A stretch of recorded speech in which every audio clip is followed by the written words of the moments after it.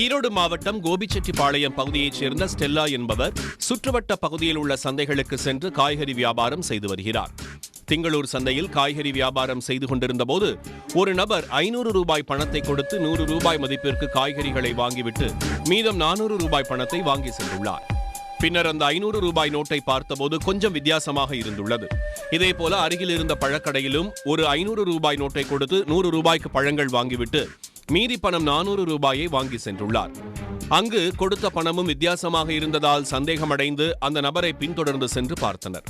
இவர்களைப் போலவே மேலும் இருவர் சந்தையில் பொருட்களை வாங்கிக் கொண்டு காரில் ஏறி சென்றனர். வித்தியாசமாக இருந்த ரூபாய் நோட்டு கள்ள நோட்டு என தெரிய வந்ததால் இதுகுறித்து திங்களூர் காவல் நிலையத்தில் வியாபாரிகள் புகார் அளித்தனர். புகாரின் பேரில் போலீசார் விசாரணை நடத்தி சத்தியமங்கலம் இக்கரை தத்தப்பள்ளி வில்லியம்புதூரைச் சேர்ந்த 40 வயது ஜெயராஜ் மற்றும் அவரது தந்தை ஜெயபால், தாயார் சரசு மற்றும் இலங்கை அகதிகள் முகாமைச் சேர்ந்த மேரி மிஸ்டில்லா என ஒரே குடும்பத்தைச் சேர்ந்த 3 உட்பட 4 கைது செய்தனர்.